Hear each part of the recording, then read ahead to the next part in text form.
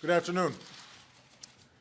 Today, as part of an international coalition of some 60 nations, including Arab countries, our men and women in uniform continue to fight against ISIL in Iraq and in Syria.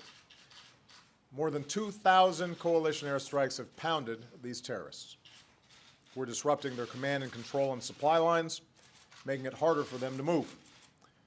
We're destroying their fighting positions, their tanks, their vehicles, their barracks, their training camps, and the oil and gas facilities and infrastructure that fund their operations.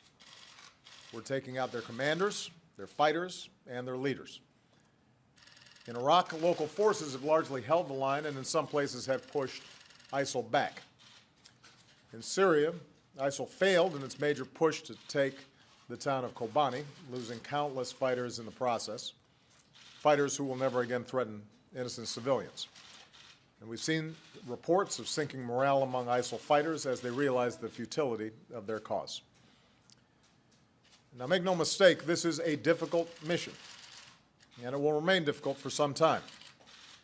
It's going to take time to dislodge these terrorists, especially from urban areas. But our coalition is on the offensive.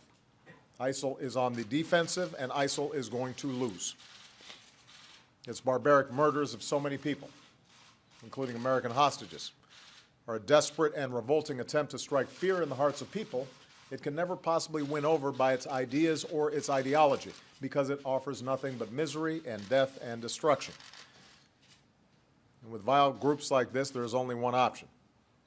With our allies and partners, we are going to degrade and ultimately destroy this terrorist group. And when I announced our strategy against ISIL in September, I said that we are strongest as a nation when the President and Congress work together. Today, my administration submitted a draft resolution to Congress to authorize the use of force against ISIL. I want to be very clear about what it does and what it does not do. This resolution reflects our core objective to destroy ISIL. It supports the comprehensive strategy that we've been pursuing with our allies and our partners.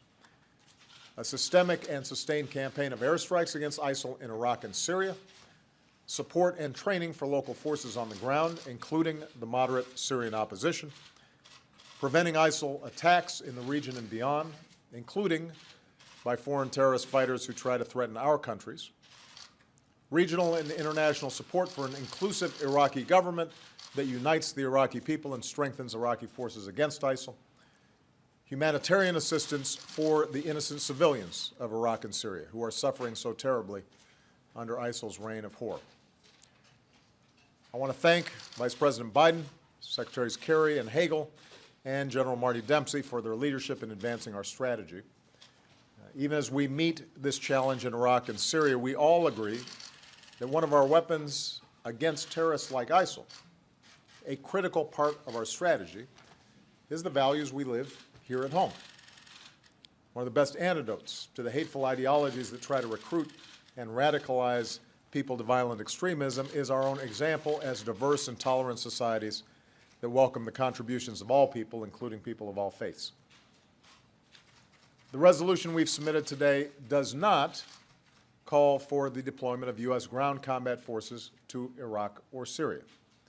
It is not the authorization of another ground war, like Afghanistan or Iraq. The 2,600 American troops in Iraq today largely serve on bases. And yes, they face the risks that come with service in any dangerous environment, but they do not have a combat mission. They are focused on training Iraqi forces, including Kurdish forces. As I've said before, I'm convinced that the United States should not get dragged back into another prolonged ground war in the Middle East.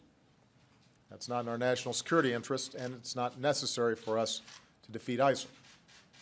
Local forces on the ground who know their countries best are best positioned to take the ground fight to ISIL, and that's what they're doing. At the same time, this resolution strikes the necessary balance by giving us the flexibility we need for unforeseen circumstances.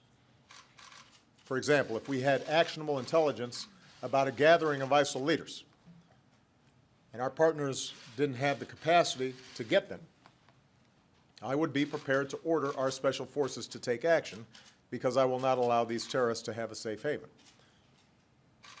So we need flexibility, but we also have to be careful and deliberate. And there's no heavier decision than asking our men and women in uniform to risk their lives on our behalf. As Commander-in-Chief, I will only send our troops into harm's way when it is absolutely necessary for our national security. Finally, this resolution repeals the 2002 authorization of force for the invasion of Iraq and limits this new authorization to 3 years. I do not believe America's interests are served by endless war or by remaining on a perpetual war footing. As a nation, we need to ask the difficult and necessary questions about when, why, and how we use military force. After all, it is our troops who bear the costs of our decisions, and we owe them a clear strategy and the support they need to get the job done.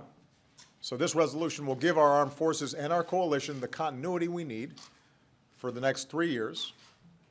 It is not a timetable. It is not announcing that the mission is completed at any given period. What it is saying is that Congress should revisit the issue at the beginning of the next president's term.